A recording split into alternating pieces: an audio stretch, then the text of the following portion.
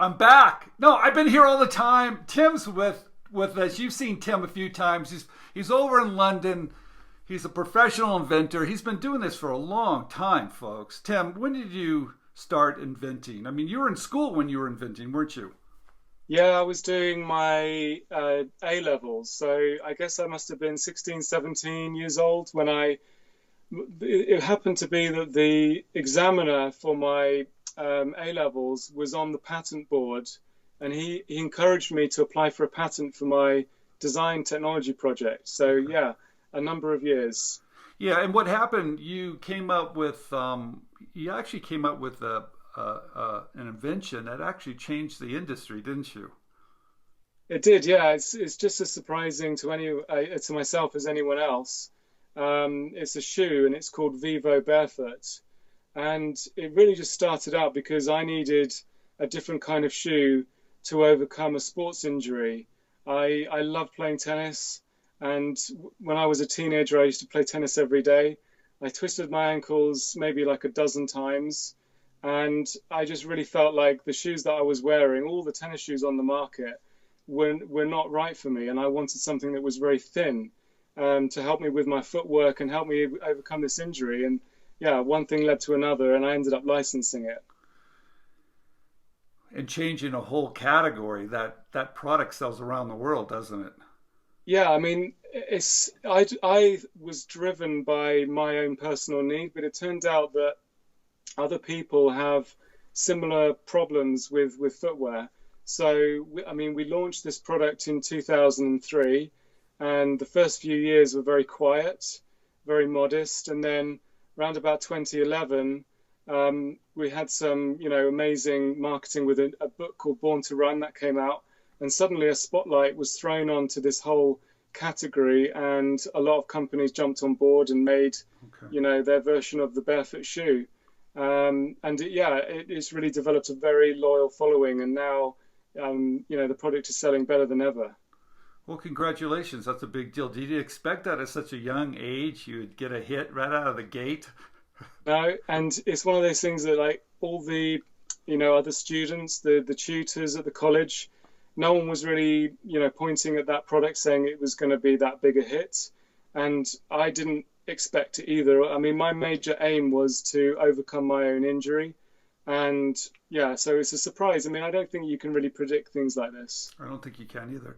So Tim, when I first met, and we've met over in I think it was Northern Ireland too, haven't we? We met back then, and we've known each other for a long time. And I remember when you first signed up for inventRight, and I knew about your product. It was a hit, and you were collecting royalties for years and good big royalty checks. And I asked you, Tim, why would you bother with us? I mean, what could we possibly do for you? You know how to do this. You're a pro. So why did you join inventRight? Yeah, well, I mean, I was reading One Simple Idea, and the way that you were describing licensing was fantastic, and you were having a great time doing it. And I thought, there's something for me to learn because my all of my licensing experience is very narrow, whereas with what you have is just this very broad, experience. You have so many students that come through, and I wanted to really enjoy the process and really feel like I was a professional at it. Licensing is not taught on any design degree that I know of, or maybe you teach on one now, but yeah, my design degrees didn't even cover the subject. So that was one major thing. And additionally, I think as a profession, as a design student, you get taught how to design something from concept right the way through to manufactured product.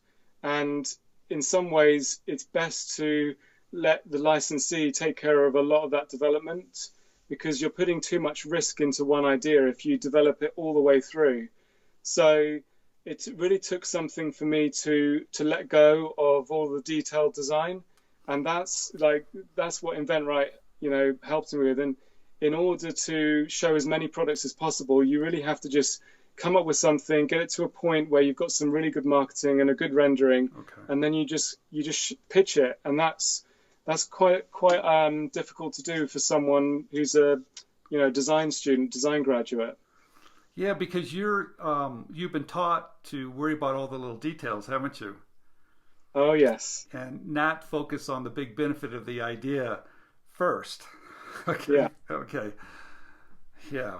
Well, you're not alone, Tim. A lot of people do that. So, yeah. how long have we known each other now for? Okay, so I joined inventRight. I think it was 6 years ago, and then I Okay. think you were over in Northern Ireland like maybe 4 years ago, Yeah. something like that. All Sure, right. something like that. It's a Well, number I of years. still I still enjoy our conversations very, very much because I agree with you. You have to keep learning. I'm still learning too, and it's exciting. In fact, it's more exciting today for me than it ever really has. Looking back, it's always been great, but now it's exploding. More and more companies are looking for ideas. I want to talk about one thing real quick. How important, because you've learned this now about the sale, the art of the pitch. You put these videos together. How important are those videos? And if they work, do they actually use kind of your storyboard of a video to sell the product?